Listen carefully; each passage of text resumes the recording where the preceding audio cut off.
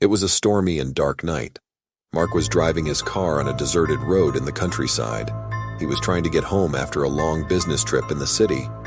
He was tired and restless after a hard day. He wished to be with his wife and young son, who were waiting for him at home. Suddenly, his car stopped for no apparent reason. He heard an annoying sound from the engine. Mark tried to restart the engine, but it failed. He looked at the fuel gauge and saw that it was empty. He didn't understand how it happened because he had filled the gas tank before he left town. He felt anxious and afraid. He was in the middle of nowhere and there was not a car or building in sight. He looked at his phone but found no signal. It was his only phone to communicate with the outside world. He tried searching for a network but found nothing.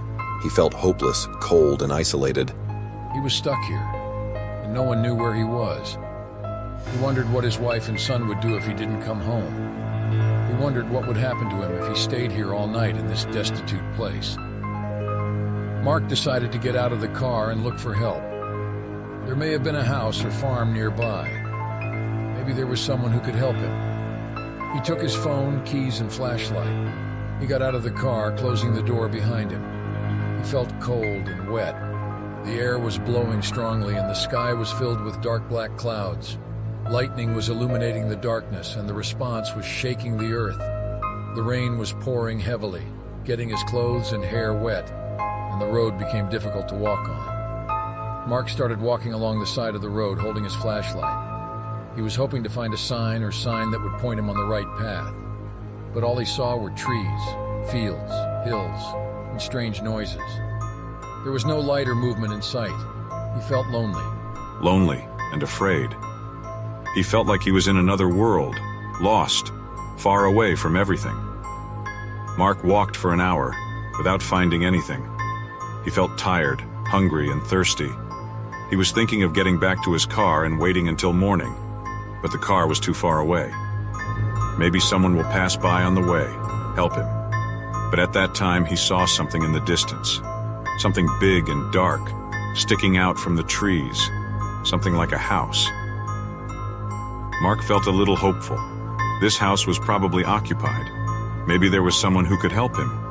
He decided to go to it, hoping to find someone there. He increased his speed, ignoring fatigue and cold.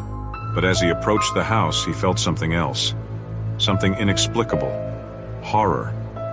The house was old and abandoned. Its windows were broken and its doors were cracked. Its walls were peeling and its ceiling had holes in it.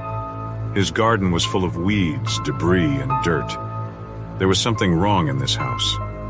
Something evil. Mark stopped in front of the front door. He was reluctant to enter. He felt like he shouldn't be here. He felt that this house was not his. He felt like there was something waiting for him inside him. Something he didn't want to see, but he had no other choice. He needed help. He needed to contact his wife and son. He needed to get out of here. Mark gently pushed the door open and heard the sound of wood cracking. He entered the house and called, "Is there anyone?"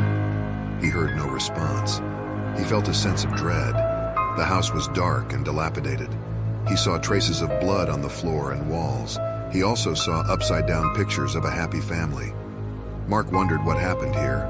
Who were these people? Where are they now? Mark kept walking, looking for a landline or cell phone or something else he could use.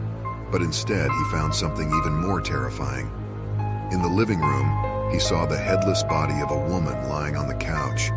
Her eyes were open as if looking at him. And on the table, he saw her head with an evil smile on her face. Next to her, he saw a dead man with a knife stuck in his chest. In his hand, he held a piece of paper with the words, "I'm sorry. I did it for you." Mark screamed in horror. He couldn't believe what he was seeing. He tried to escape from the house, but found the door locked. He tried to break it, but it didn't work. He felt like someone was watching him. He looked around and saw a little boy standing in the corner. He was wearing blood-stained clothes. He was holding a torn doll. He looked at Ahmed with empty eyes and said in a whisper, "Welcome to hell." Mark was terrified. He did not know who this child was or what he wanted from him. He tried to talk to him and said, "Who are you? What do you want from me? Who are these people?" But the child did not answer. Instead, he started laughing in a frightening voice. Then he threw the doll to the ground and pulled a knife from his pocket. He began to approach Mark. With slow steps. Mark felt terrible. He had no weapon or anywhere to escape. He was stuck in this cursed house with this crazy kid. He knew he wouldn't get out of here alive. He knew he would never see his wife and son again. He knew he would not survive this terrifying nightmare.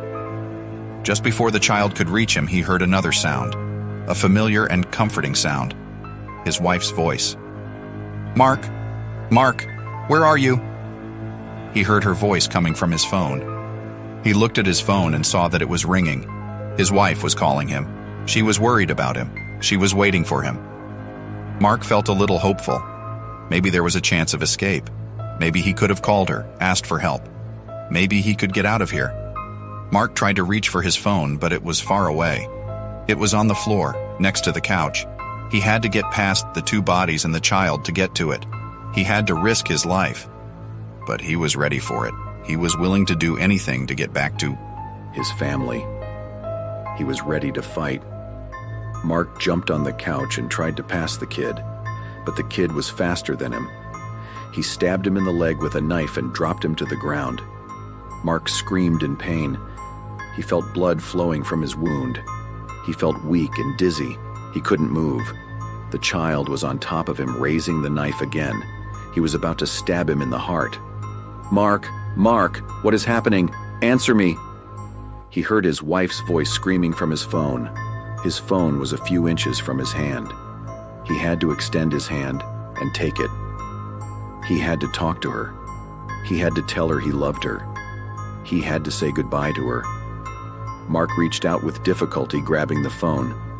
He raised it to his ear and said in a weak voice, "My love, I'm sorry, I'm in danger. I'm in an abandoned house, on a road.